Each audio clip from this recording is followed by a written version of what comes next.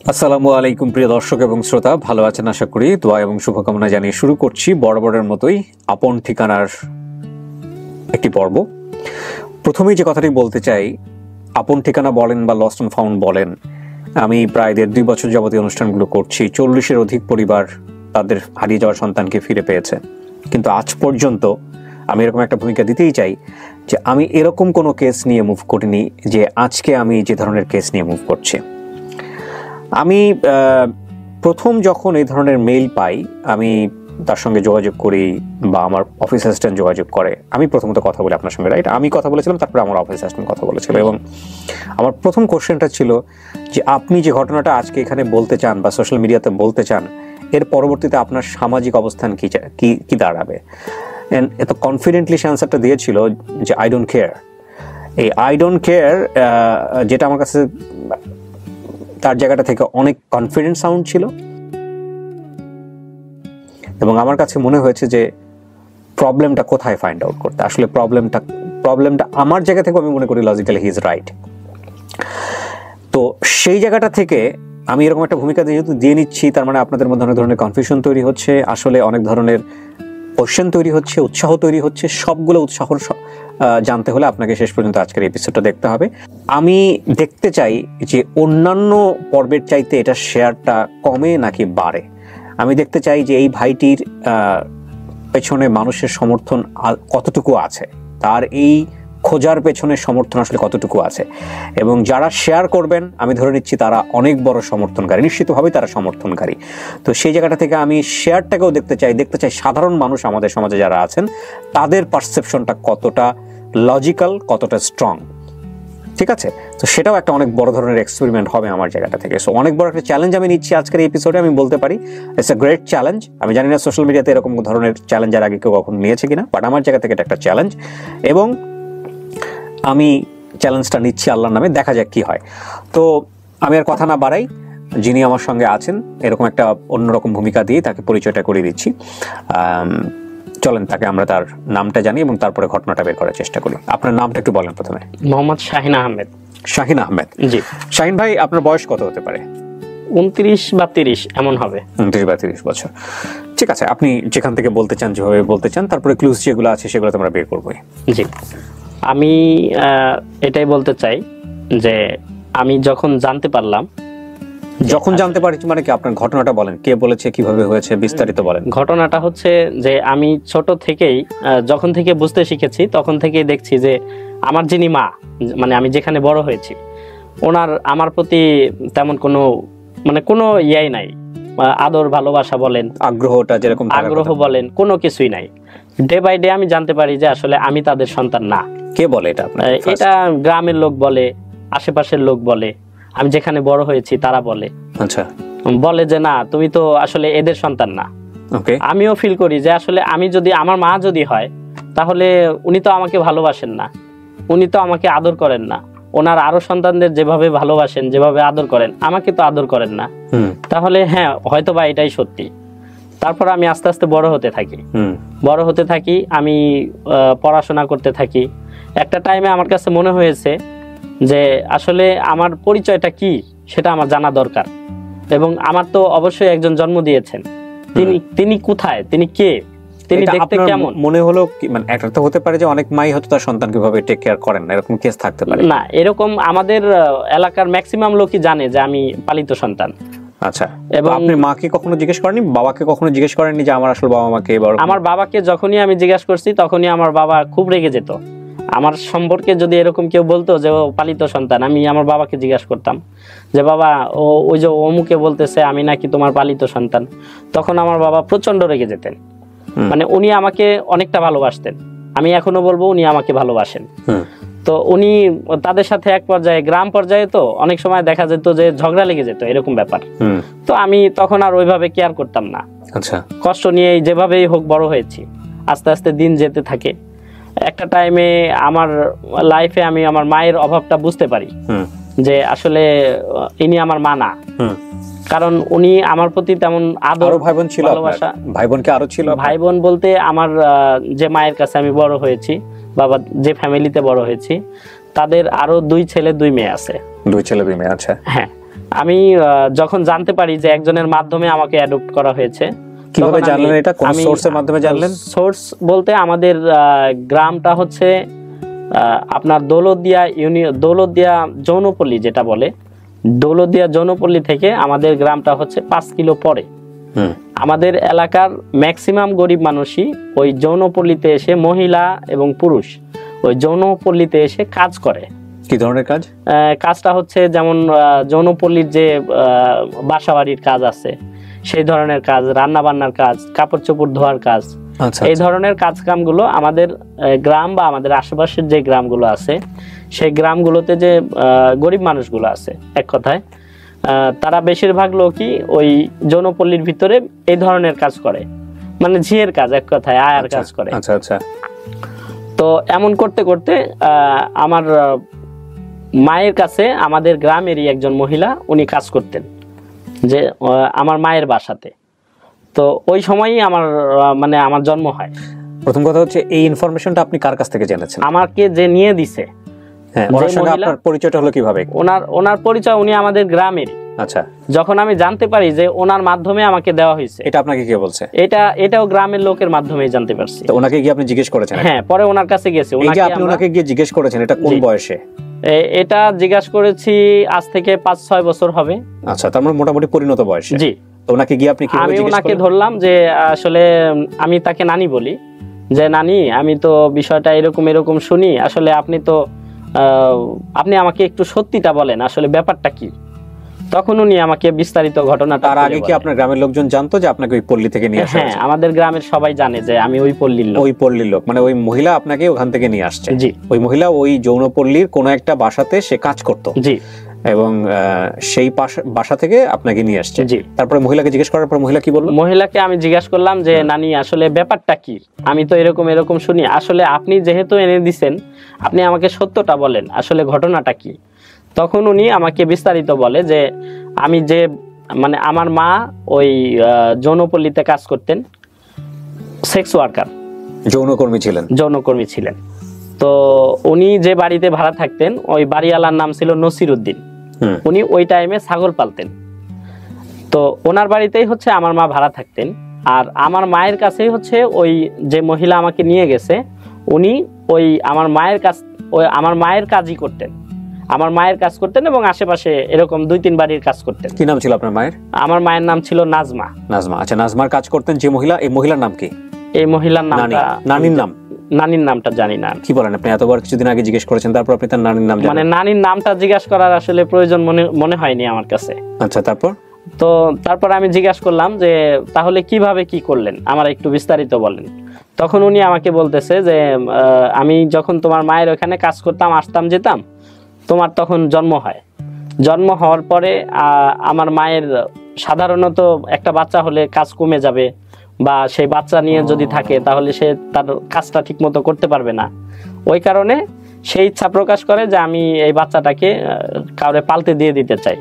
এবং সে ওই সময়ই খুব অভাবী ছিল। অভাবটা কেমন থাকে, আমি ওইখানে ভিতরে গিয়ে অনেক লোকের সাথে কথা বলেছি। তারা অভাবটা এরকম বলে যে যখন একজন নতুন যৌনকর্মীকে নিয়োগ নেওয়া হয় তখন সাপোজ তাকে কেউ না হয় বিক্রি করে দেয়, না হয় ইচ্ছাকৃত আসে। বেশিরভাগ ক্ষেত্রেই, ম্যাক্সিমাম ক্ষেত্রেই ইচ্ছাকৃত না, বিক্রি করে দেওয়া হয়। বিভিন্ন প্রলোভন দেখিয়ে, চাকরি বলেন বা বিয়ে বলেন, এ ধরনের প্রলোভন দেখিয়ে তাদেরকে বেচা হয়। কেমন, যদি সাপোজ একজন বাড়িওয়ালার কাছে যদি একজন মহিলাকে মহিলা বলেন আর মেয়ে বলেন যদি বিক্রি করে 20,000 টাকা, তখন ওই বাড়িওয়ালা কি করে, ওই ওনাদের ইচ্ছা মতো একটা অ্যামাউন্ট ওই মেয়ের নামে ধার্য করে রাখে যে তোমাকে আমরা এত টাকা দিয়ে কিনছি। যদি কত দিয়ে কিনছে সেটা তো আর সে জানে না। তখন তাকে বলা হয় যে আমরা তোমাকে এত টাকা দিয়ে কিনছি, তুমি যদি চলে যাইতে চাও সমস্যা নাই, কিন্তু আমাদের এই টাকাটা তোমাকে শোধ করে দিয়ে তুমি চলে যাইতে পারবা। তখন শুরু হয় তাদের কার্যক্রম। তখন শুরু হয় কার্যক্রম শুরু হয় টাকা পরিশোধের কার্যক্রম। মানে বেসিক্যালি তখন কেননা হ্যাঁ, সে তার কাছে টাকা নাই, ফার্স্ট অপশন। সেকেন্ডলি হচ্ছে সে তো বাড়িতে যোগাযোগ করতে পারতেছে না, কোথাও যোগাযোগ করতে পারতেছে না যে সে টাকা এনে তারপর দিবে। তো তো বাধ্য হয়ে দেখা যায় যে যেহেতু টাকা দিতেই হবে, দিয়ে তারপর ছাড়তে হবে, সো তাকে ইনভলভমেন্ট হতেই হয় যে আমার ওই কাজটাই করতে হবে। তখন সে কাজ শুরু করে। নাম্বার 1 অপশন হচ্ছে যে তাকে একটা টাকা, বিগ অ্যামাউন্ট যেটা সে পরিশোধ করতে পারবে না এমন একটা অ্যামাউন্ট তাকে ধরে দেওয়া হয়। সেকেন্ডলি হচ্ছে যে সে যে বাসাটায় থাকবে সেই বাসাটার একটা বিগ অ্যামাউন্ট ভাড়া ধরা হয় প্রতিদিন একটা ভাড়া ধরা হয়। আমরা সাধারণত একটা বাসায় একটা ছোট একটা রুমে কত ভাড়া, 2000-3000 টাকা, কিন্তু ওইখানে একটা ছোট্ট একটা রুমও যদি হয় তাহলে তাকে 300 থেকে 500 টাকা পর্যন্ত তাকে শুধু ওই রুম ভাড়া দিতে হয় প্রতিদিন। তাহলে সে যদি 500 টাকা রুম ভাড়া দেয় এবং তার খাওয়া আছে, তার খরচ আছে, তারপরে হচ্ছে তাকে ওই যে টাকাটা ধার্য করে দেওয়া হয় তাকে ওই টাকাটা পরিশোধ করতে হয়। তো ওই টাকাটা পরিশোধ না করলে কিন্তু আবার তার উপরে নির্যাতন করা হয় যে টাকাটা নেওয়ার জন্য, যত তাড়াতাড়ি সেই টাকাটা নেওয়া যায়। এগুলো কি আপনার জানা, আপনার কোয়েরি নাকি আপনি শুনেছেন? আমার কোয়েরি, আমি নিজেই। এটা কি আপনি ওই মহিলার কাছ থেকে জানার পরে আপনি গিয়ে আমি ভিতরে গেছি, আচ্ছা, খোঁজ করেছি এবং ওদের লাইফস্টাইল সম্পর্কে আমি জানছি। আমি একটু ধারাবাহিকভাবে যাই। ওই মহিলার কাছ থেকে আপনি আর কি জানলেন? ওই মহিলার কাছ থেকে উনি যেটা বলতেছিলেন, উনি আমাকে বলল যে ওই নসিরউদ্দিনের বাড়ি তোমার মা ভাড়া থাকতেন। নসিরউদ্দিন দৌলতদিয়া। জি, দৌলতদিয়া। এটা কি দৌলতদিয়া পাটুরিয়া ঘাটের কথা বলতেছেন? হ্যাঁ, ওটা হচ্ছে দৌলতদিয়া যৌনপল্লী। অর্থাৎ এটা কি এখনো আছে? এখনো আছে। আচ্ছা, এখনো আছে। এটা কি গভর্নমেন্ট এনলিস্টেড যৌনপল্লী? হ্যাঁ, এটা বাংলাদেশের সবচেয়ে বড় যৌন সেক্টর বলতে পারেন। ওকে, তারপর আমি যখন ওইখানে উনি ভাড়া থাকতেন, হ্যাঁ, উনি বলার পরে আমি যেহেতু ওনাদের ভাড়ার টাকাটা শোধ করতে হবে তো বাধ্য হয়ে কাজটা শুরু করতে হয়। তো করার এক পর্যায়ে যদি তার পেটে কোনো সন্তান আসে বা যে কোনোভাবে তার পেটে সন্তান আসলে অবশ্যই তার কাজটা বন্ধ হয়ে যায়। তখন বন্ধ হয়ে গেলে তাকে কে খাওয়াবে? ওই সন্তান হইলে তাকে কে বড় করবে? তাকে মানুষ কে করবে? তার পরিচয় কে দিবে? যার কারণে এইসব কারণেই বেশিরভাগ মা, ওর ভিতরের যারা বেশিরভাগ মাই তাদের সন্তানদেরকে বিভিন্নভাবে বিভিন্ন সোর্সে বাইরে দিয়ে দেয়। ওই পর্যায়ের একটা হচ্ছে আমাকে যেহেতু তার মাথায় ঋণের বোঝা আছে, আর আমি থাকলে তার সেই ঋণের বোঝা সত্য দূরের কথা, তার খাবার টাকাও হবে না। এটা কে বলেছে আপনাকে? মানে এটা ওই নানি বলছে আমাকে যে কাজ করতে পারবে না। আমি 6 দিন যখন আমার বয়স, তখন আমাকে মানে আমি হওয়ার পরেই আমার মা ওই আমার নানিকে বলে যে খালা দেখো তো কোনো লোক কোনো সন্তানাদি নেয় কিনা, তাহলে আমার ছেলেটাকে আমি দিয়ে দিব। কারণ আমি এই অবস্থায় হইলে তো আমি চলতে ফিরতে পারবো না, খাইতে পারবো না। আমি ইনকাম না করতে পারলে তো আমার খাওয়া চলবে না। উনি কোথা থেকে এসেছিল, কিভাবে এখানে এসেছে, সেগুলো কোনো কিছু বলেছিল না? সেটা কোনোভাবেই আমার মানে ওই নানির কাছে পর্যন্ত বলে নাই। আচ্ছা, যে তোমার বাড়ি কোথায় বা তোমার ঠিকানা কি, তুমি কোন এলাকা থেকে আসছো, কোনো কিছুই বলে নাই। আচ্ছা, আবার আমি এটাকে ইনকোয়ারি করার জন্য আমি ভিতরে যাই। ভিতরে যাওয়ার পরেও যেহেতু সময়টা 30 বছর 29 বছর আগের, আমার মা যে বাসায় ভাড়া থাকতেন সে বাড়িওয়ালা নাই, উনি মারা গেছে। ওনার ওয়াইফও নাই, উনিও মারা গেছে। আর ছেলে মেয়েও নাই। ছেলে মেয়ে নাই বলতে এই বাড়িওয়ালাগুলো কেমন হয়, বিভিন্ন এলাকার মানে টাকাওয়ালা লোকগুলো ওর মধ্যে বাসা বানায়। আচ্ছা, বাসা বানিয়ে করে কি, ওইখানে কিছু মেয়ে ওরা এভাবে নিয়ে ওদের ব্যবসার জন্য ওরা এটাকে সিস্টেমে চালু করে। কিন্তু ওই তাদেরও এরকম কোনো ঠাই ঠিকানা কমপ্লিটলি থাকে না, শুধু নাম টাম ছাড়া, যেহেতু ব্যাপারটা অবৈধ। ওই কারণে তো আমি যখন ওর ভিতরে ইনকোয়ারি করার জন্য গেলাম, তখন ওই বাড়িতে আমার মায়ের সাথে যারা ছিলেন তারা কেউ নাই। আজ থেকে 30 বছর মানে তার বয়স অলমোস্ট, যদি আমি 20 বছর বয়সেও আমার জন্ম হয় তাহলে 50-55 বছর বয়স হবে। ওই বয়সের কোনো মহিলা ওই বাড়িতে, ওই নসিরউদ্দিনের বাড়িতে এখন অন্য একজন লোক থাকে, অন্য একজন লোক ভাড়া দেয়। বাড়ির ঠিকানা, বাড়িটা বের করতে পারছেন? বাড়িটা বের করতে পারছি। আচ্ছা, কিন্তু এখন অন্য লোক চালায়। বাড়িটা কি ওনার নামেই আছে? না, ওইখানে বাড়ির কোনো আসলে নাম থাকে না। আপনি যদি আমি মানে ওইটাকে যে ক্ষমতা দিয়ে হোক, টাকা দিয়ে হোক, যে দখলে নিতে পারে বাড়িটা তার দখলে থাকে, আসলে কোনো মালিক নাই। না, আসল কোনো মালিক নাই। এগুলো আপনি বলছেন, আমি সেভাবে রেকর্ড করছি, বাট আমি কোয়ারি করিনি, আমি ওখানে বলে নেই ওনার ভাষ্য মতে উনি যেভাবে বলছেন সেভাবেই। বাট এখানে আপনারা এতক্ষণ দেখার পরে বুঝতে পারছেন যে আসলে উনি কেন এসেছেন। তারপর আমি বলবো অ্যাজিউম করে না, শেষ পর্যন্ত শোনেন আপনারা। হ্যাঁ, তারপর মানে আপনি কি ফাইন্ডিং করলেন ওখানে, কি ফেস করলেন? আমি ফাইন্ডিং করলাম, আমি ওই বাড়িতে গেলাম, যে বাড়িতে আমার মা থাকতেন ওই বাড়িতে গেলাম। বাড়িতে যাওয়ার পরে দেখতেছি সব নতুন লোক, মানে ওইখানে ওই বয়সের কোনো লোক নেই। আমি জিজ্ঞাসা করলাম যে এই বাড়িওয়ালা যা নসিরুদ্দিন সাহেব উনি কোথায়? উনি তো মারা গেছে। তাহলে ওনার কি কোনো বউ বা কোনো কিছু ছিল? যে হ্যাঁ, ওনার বউ ছিল, উনিও মারা গেছে। তাহলে ওনার সন্তানাদি? কয় না, সন্তানাদির ব্যাপারে কেউ কোনো কিছু জানে না। এইটা গেল। তারপর হচ্ছে আমার মায়ের সাথে কারা কারা মিশতেন, এটা হলো আমার পার্সোনাল ইনকোয়ারি ছিল। আমার মায়ের সাথে কে কে মিশতেন বা ওই সময়ে তার সাথে কে কে ছিলেন, এরকম আমি 3 জন মহিলার নাম পাই। এক নাম্বার হচ্ছে আমার মা, 2 নাম্বার পারুল নামে একজন মহিলা, আর 3 নাম্বার হচ্ছে মঞ্জু নামে একজন মহিলা। এগুলো আপনি কার কাছ থেকে বের করেন? ওই আমাকে যে নিয়ে গেছে তার কাছ থেকেই এবং আমাদের এলাকায় আরো যে মহিলারা কাজ করে তাদের কাছ থেকে। আচ্ছা। আমাদের এলাকার আরো মহিলারাও আমার মাকে চিনতেন। আচ্ছা। যেহেতু তারা ওইখানেই কাজ করতেন, ওইটা একটা এরিয়া। আচ্ছা। তো আমি তাদের কাছ থেকে যে নামগুলো পাই, সে নামের মধ্যে আমার মাকে তো উনি তো নিখোঁজ। সেকেন্ডলি হচ্ছে মঞ্জু নামে যে আরেক মহিলা আছেন, উনিও নাই। উনি পুরা দৌলতদিয়ার মধ্যে নাই, 1 নাম্বার কথা। 2 নাম্বার হচ্ছে যখন আমি দৌলতদিয়ার ভিতরে না পাইলাম, তখন আমি চলে গেছি হচ্ছে ফরিদপুরে আরেকটা যৌনপল্লী আছে, ফরিদপুরে আরো 2টা যৌনপল্লী আছে। একটা হচ্ছে ঘাটের মানে নদীর সাথে, আর একটা হচ্ছে আরেকটু ভিতরে। আমরা যেটা নদীর সাথে যে যৌনপল্লীটা ছিল, ওইখানে আমি আবার লোক সেট করে আমি আবার ওইখানে যাই, ওইখানে খুঁজতে যাই যে আসলে এই নামের দৌলতদিয়া যৌনপল্লীর ভিতরে এই নামের এই বয়সের কোনো মহিলা নাই যিনি আমার মা হওয়ার মতো। তাহলে আমি চিন্তা করলাম যে যদি উনি এখান থেকে অন্য কোথাও চলে যায় তাহলে কোথায় যেতে পারে, হয়তো বা ওইটাতে যেতে পারে।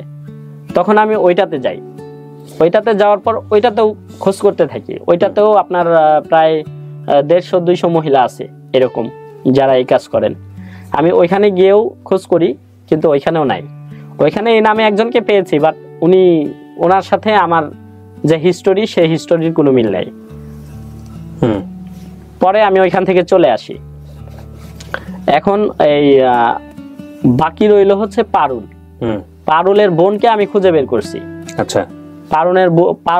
পারুলের বোন হচ্ছে রূপা, যিনি আমাদের এলাকাতেই, আমাদের পার্শ্ববর্তী এলাকায় থাকেন, কিন্তু উনি একটু অ্যানালগ টাইপের মহিলা। ওনার কাছ থেকে আমি পারুলের নাম্বারটা বা পারুল আন্টির নাম্বারটা আমি ম্যানেজ করতে পারিনি। আচ্ছা। ওনার নাম্বারটা নেওয়ার জন্য বহুত ট্রাই করছি আমি, যেহেতু আমি ঢাকাতে থাকি। আর উনি বলতেছে যে ওনার কাছেও নাম্বারটা নাই। ওনার বোন যখন ওনাকে ফোন দেয় শুধুমাত্র তখনই কথা হয়। ওনার বোন আছে হচ্ছে কুমিল্লার কোনো একটা জায়গায়। উনি যেটা আমাকে বলছেন যে কুমিল্লায় আছি, শুধু বলতে পারে যে কুমিল্লায় আছে, কিন্তু কুমিল্লা কোথায় আছে, কোন ঠিকানায় আছে সেটা বলতে পারে না।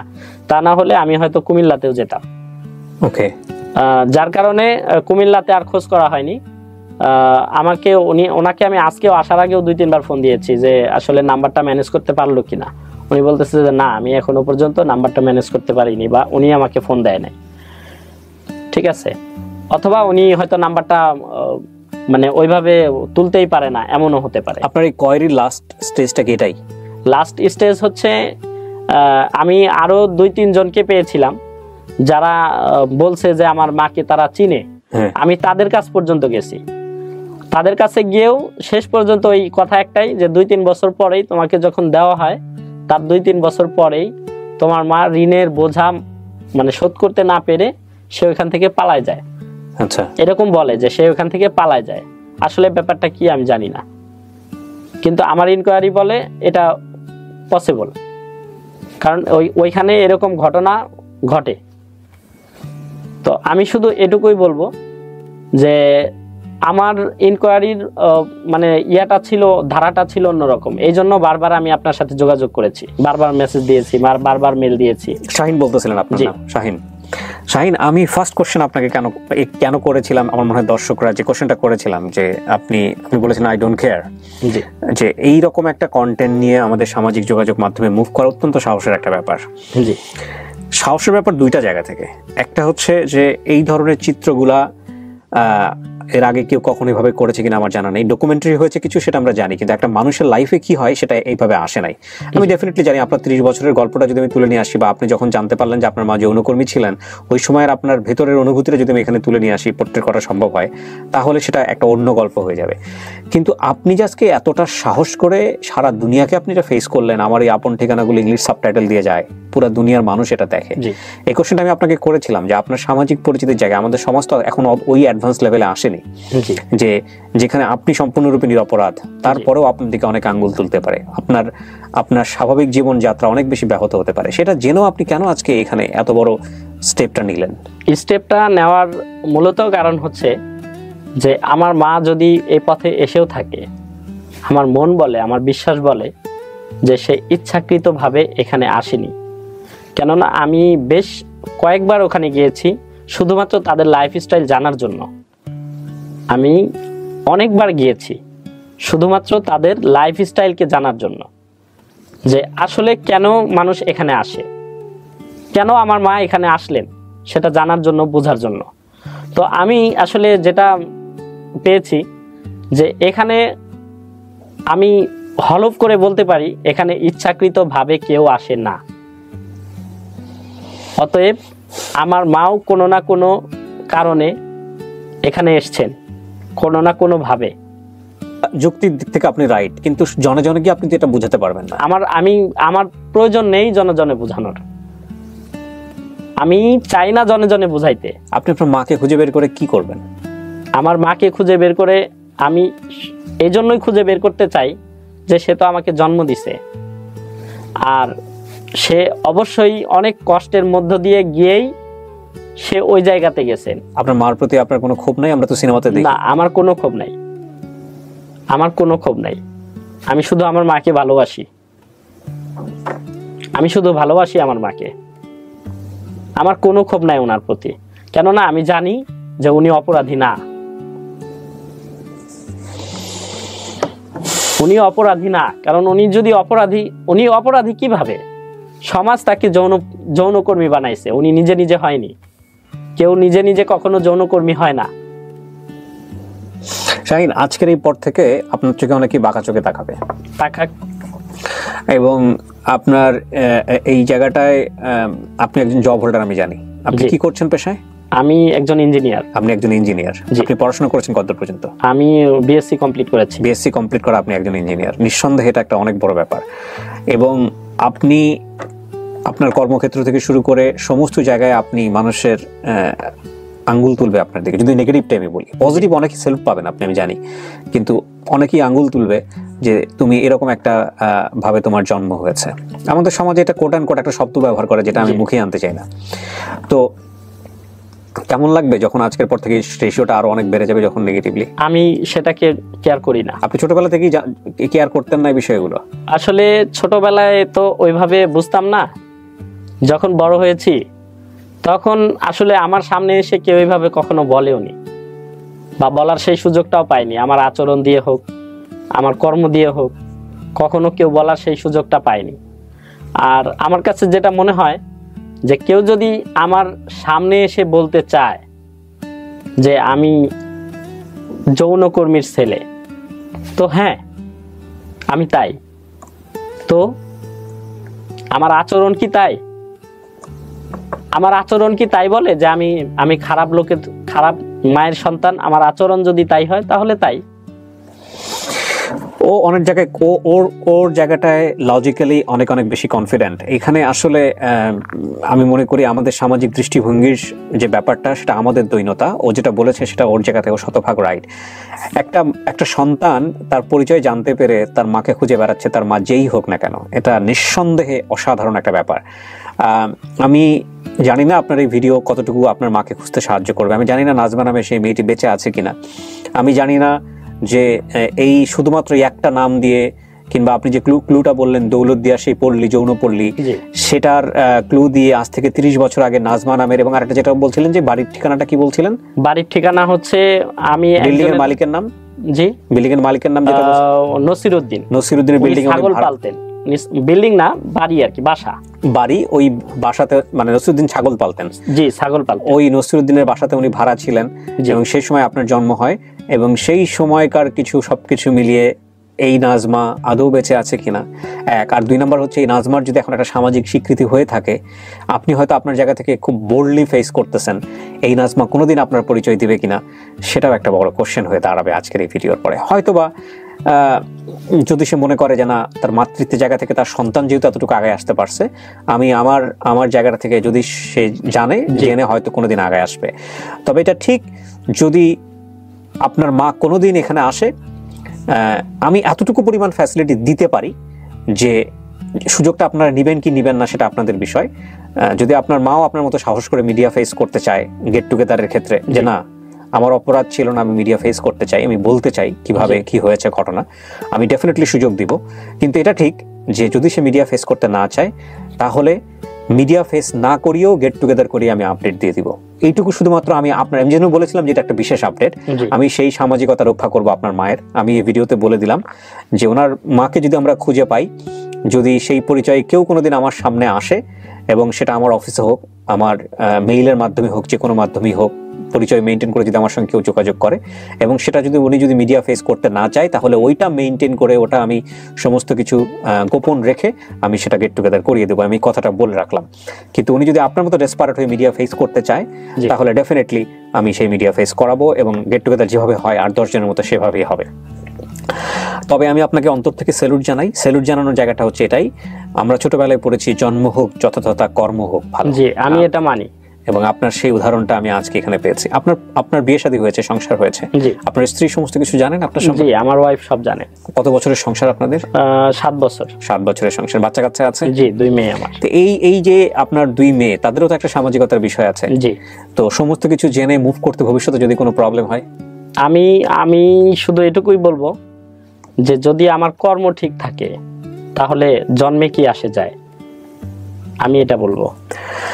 আমি বারবারই আপনাদেরকে, যদি আমার জন্ম থেকেই যদি কারোর কোনো প্রবলেম হয়, আমি তার ধারের কাছেও যাব না কখনো। Best, you are best. আমি সবসময় আপনাদেরকে বলি যে আমি 9-10 বছর মানুষের জীবনের নানা রকমের গল্প নিয়ে নাড়াচাড়া করেছি, নানা রকমের গল্প নিয়ে আপনাদের সামনে উপস্থাপন করেছি। কিছু কিছু গল্প আমার হৃদয়কে ভেঙে চুড়ে এফোর করে দিয়েছে। কিছু কিছু গল্প প্রচার করতে গিয়ে আমার কাছে মনে হয়েছে যে আমি অত্যন্ত সাহসের কাজ করে ফেলছি কিনা।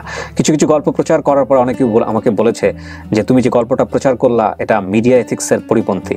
কিছু কিছু গল্প আমার কাছে মনে হয়েছে যে এটা আমি প্রচার না করলেও পারতাম। এই যে বিভিন্ন রকমের অনুভূতি, সবকিছু অনুভূতিকে ছাপিয়ে উঠে আমি যে জায়গাটায় কখনো কম্প্রোমাইজ করিনি বা করার চিন্তাও করিনি, সেটা হচ্ছে একটা গল্প থেকে এন্ড অফ দ্য ডে আমরা কি মেসেজটা পাই।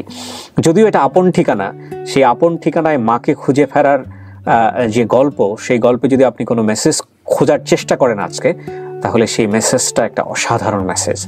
সেটা হচ্ছে জন্ম আমার যেখানেই হোক না কেন, আমার কর্মটাই আমার পরিচয়। এবং যে মা আমাকে পেটে ধরেছেন, সে মা আমাকে কিভাবে পৃথিবীতে নিয়ে এসছেন আমি জানি না, কিন্তু সেই মায়ের প্রতি সম্মান আমার কমেনি। আহা, কি অসাধারণ, কি অসাধারণ। আমি শুধু আজকের এই ভিডিওটা দেখতে চাই, আমার অন এভারেজ শেয়ার যেটা হয় সেটাই কি থাকে নাকি তার থেকে পারে। আমি দেখতে চাই যে আমার মতো করে আমার পেজের দর্শকরা ভাবেন কিনা, ও তার মায়ের কাছে ফিরে যেতে পারবে কি পারবে না আমি জানি না। তবে এই এপিসোডটা আমি মনে করি আমাদের সমাজের বিকলাঙ্গ চিন্তার জায়গাটাতে অনেক বড় একটা চপেটাঘাত। সেই চপেটাঘাতটা আরও জোরালো হবে যদি শেয়ারটা বেশি হয়। আপনারা সবাই শেয়ার করেন। আমি জানি না ফেসবুক পলিসিতেও এই ভিডিওটাকে কতটুকু আগাতে দেবে আমি জানি না। আমি জানি না ইউটিউবের পলিসি থেকেও এই ভিডিওটাকে কতটুকু আগাতে দেবে, বাট আমি স্টেপ নিয়েছি, বাকিটুকু তাওয়াক্কাল তু আলাল্লাহ। আমি আরো একটা পয়েন্ট যেটা আছে, জি, সেটা হলো যে আমার মায়ের বাড়ি কোথায়। এই পয়েন্টটা খুঁজতে গিয়ে আমি একটা পয়েন্ট পাই, সেটা হচ্ছে যে যশোরের তুলাতলা নামে কোনো একটা জায়গায়, তুলাতলা। কিন্তু সেটা কোথায়, আমি যশোরে যখন ইন্টারনেটে সার্চ করি, তুলাতলা নামে আমি 2টা জায়গায় পাই। এবং সেই এলাকায় যে আছে আপনার হচ্ছে গ্রাম্য পুলিশ বলে, তাদের সাথেও যোগাযোগ করি ইন্টারনেট থেকে নাম্বার নিয়ে। লুৎফর নামে এক ভদ্রলোক, উনি আমাকে যথেষ্ট হেল্প করার ট্রাই করে। বাট আমার মনে হয় যে যশোরের কোনো একটা জায়গা, যে আমি পয়েন্টটা পেয়েছিলাম যে যশোরের তুলাতলা নামে কোনো একটা জায়গায় আমার মায়ের নাম নাজমা, এবং উনি ওইখান থেকেই হয়তো আসছিলেন। কিভাবে আসছিলেন সেটা পাইনি।